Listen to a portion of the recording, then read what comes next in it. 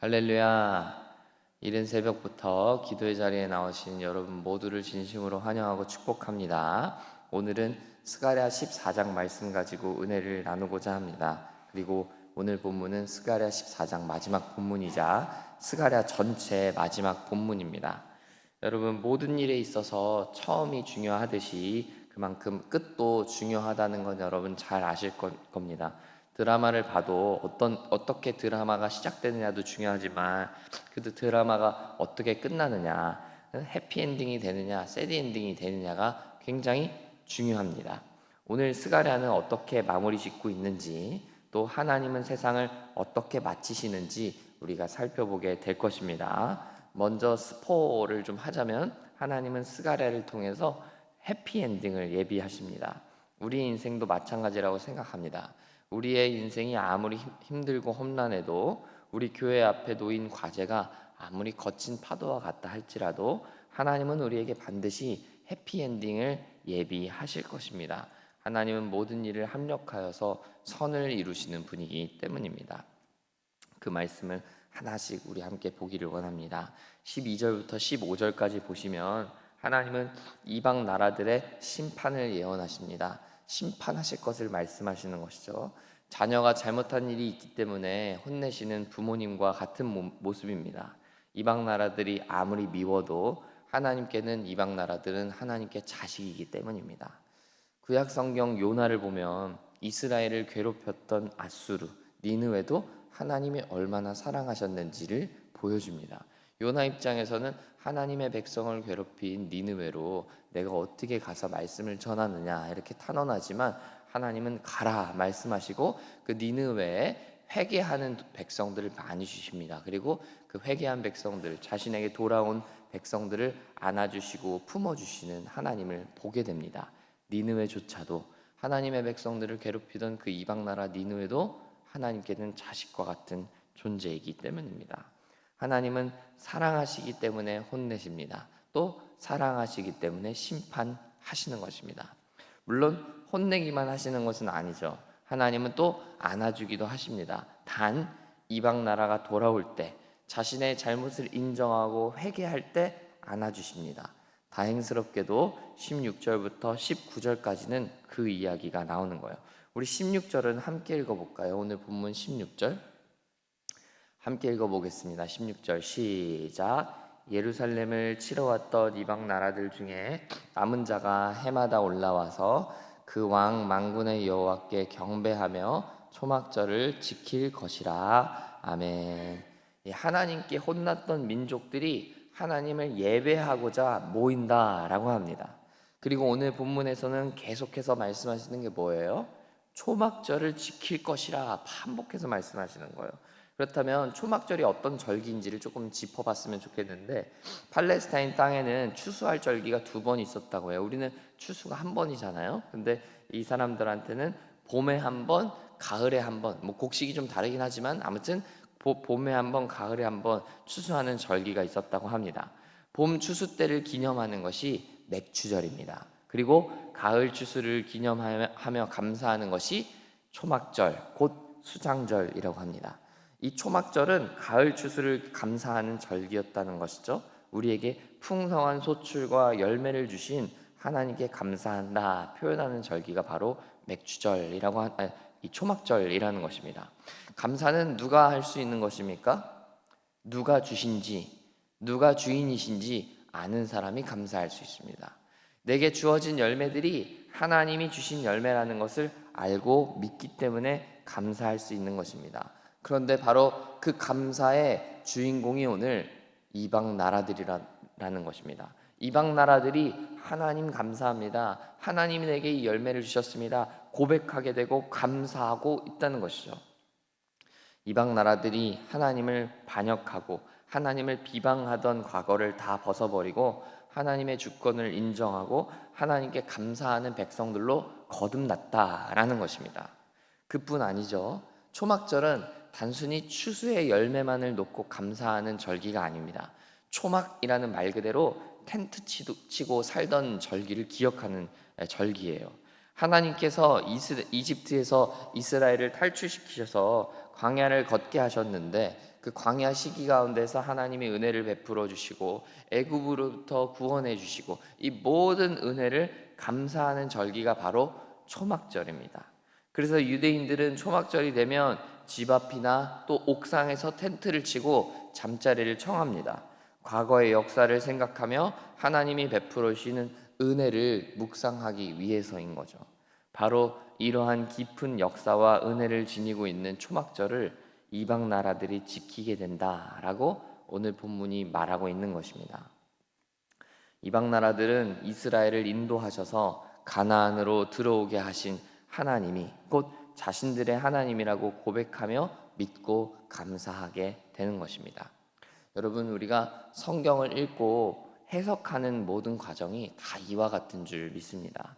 어찌 보면 성경의 이야기는 몇천 년 전에 쓰인, 자칫 보면 우리와는 전혀 상관없는 이야기 아니겠어요? 더 극단적으로 말하면 우리나라 역사도 모르는데 이스라엘 역사 알게 뭡니까? 여러분, 이런 생각도 드는 거 아니겠어요? 그러나 우리는 성경을 읽을 때 그렇게 읽지 않고 그렇게 또 읽지 않아야 하겠습니다. 이스라엘 가운데 베푸신 하나님의 은혜들이 곧 우리의 은혜, 우리에게 주신 은혜로 받아들여지고 우리의 은혜로 믿어지게 되는 것입니다. 아브라함에게 주신 말씀이 다윗에게 주셨던 약속이 몇천 년 전에 심지어 나랑은 아무런 상관도 없어 보이는 그 사람들에게 주신 말씀이 21세기를 살아가고 있는 나를 향해 주시는 그 말씀과 약속으로 들려지고 또 믿어지게 되는 것입니다. 이방 나라들이 오늘 그 해석의 신비를 경험하고 있는 것입니다.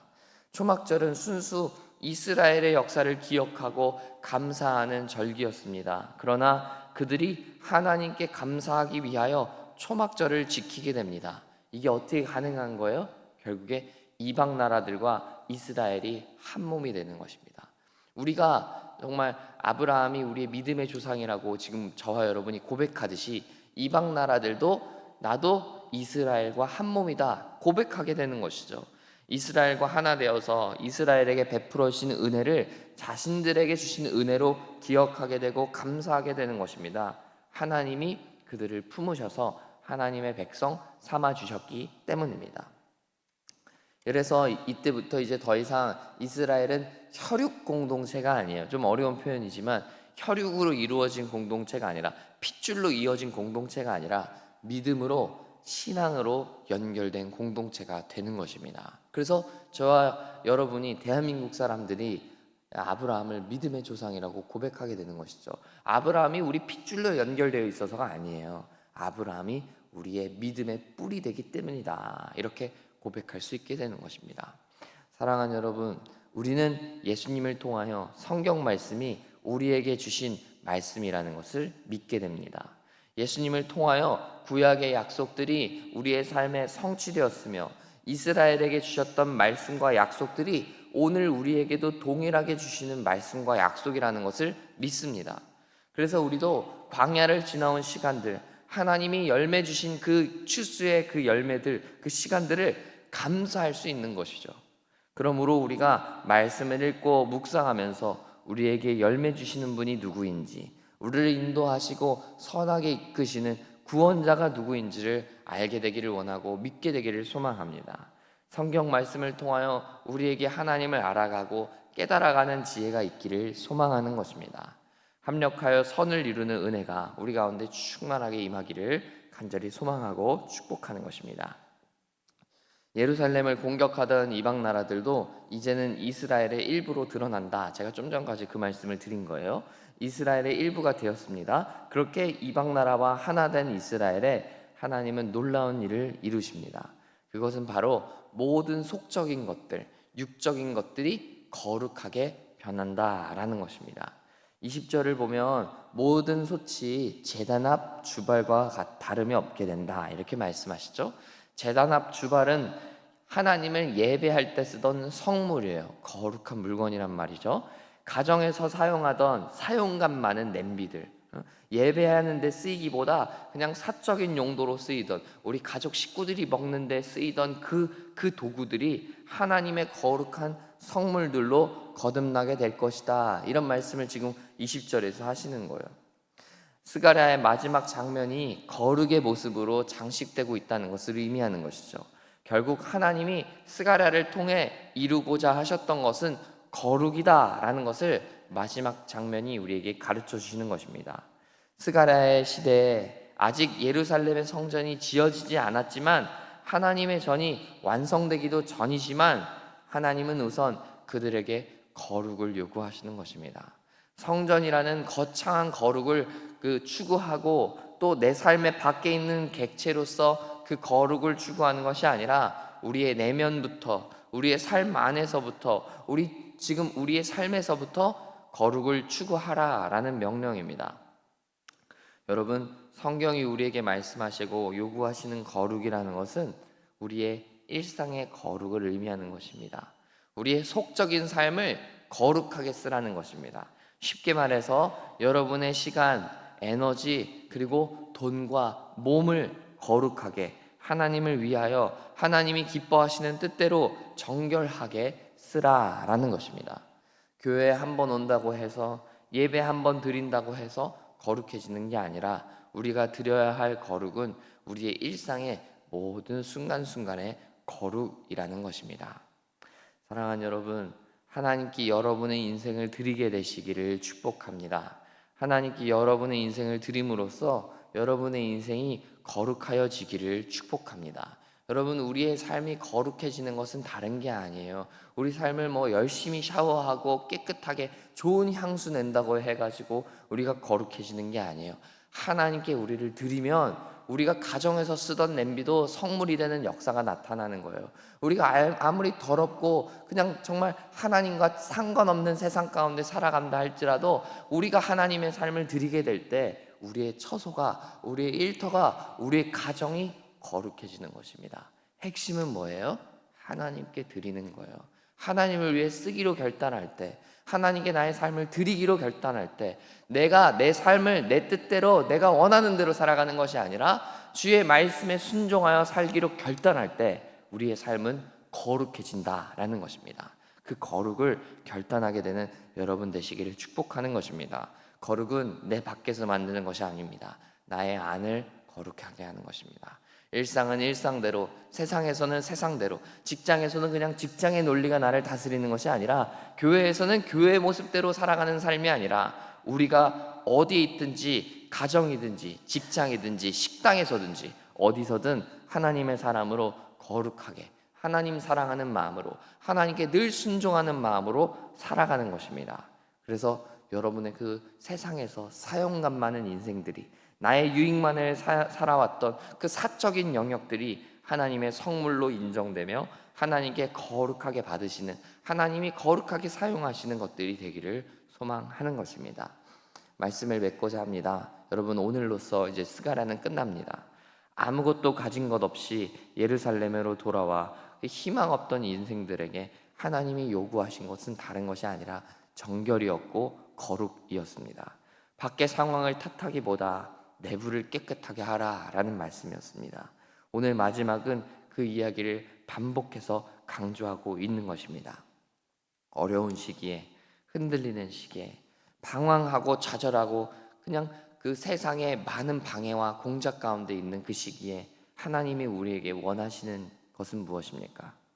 우리 안을 깨끗하게 하는 것입니다. 정결하게 하고 거룩하게 하고 하나님께 우리의 삶을 드리게 되는 것입니다. 성전을 재건하고 근사하게 건축하기에 앞서서 우리 안을 먼저 거룩하게 하라 말씀하시는 것입니다. 성전을 근사하게 예쁘게 짓는다고 거룩해지는 것이 아니기 때문입니다. 이 말씀 기억하면서 우리에게 주어진 자리에서 거룩을 살아내는 저와 여러분 다 되기를 소망합니다. 거룩은 멀리 있는 것이 아닙니다. 거룩은 근사한 것에 있는 것이 아닙니다.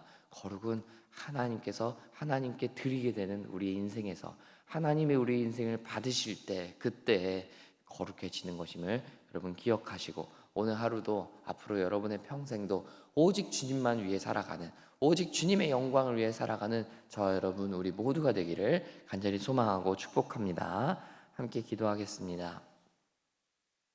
하나님 아버지, 우리의 삶에 여러 방해들도 있고 공격들도 있고 우리의 삶에 찾아오는 시험들도 있습니다. 또 우리 각 개인에게도 찾아오는 그 시험이 우리 공동체 안에도 있고 우리 가정과 우리 업무의 환경과 또 우리 부대와 또 우리의 공동체, 우리 교회 가운데 여러 방해들이 있고 어려움들이 있습니다. 하나님, 그러나 그런 때일수록 우리의 삶에 정말 결단하는 은혜를 주셔서 거룩을 결단하게 하시고 하나님께 우리의 삶과 몸과 우리의 모든 것을 드릴 때 우리의 삶이 거룩하여지는 것을 경험하게 되는 우리가 되기를 소망합니다. 하나님, 우리 가운데 그렇게 역사하여 주셔서 거룩을 결단할 때 하나님께서 쓰시는 인생이 되고 우리의 속되고 때로는 우리의 삶이 더럽혀진다 할지라도 그 더럽혀진 인생들을 거룩하게 쓰시는 거룩하신 하나님을 경험하는 위대하신 하나님을 경험하는 우리가 될 수 있도록 역사하여 주옵소서. 죄인된 우리를 쓰시고 더럽혀진 우리를 하나님의 자녀 삼아 주시는 예수님 이름으로 기도합니다. 아멘.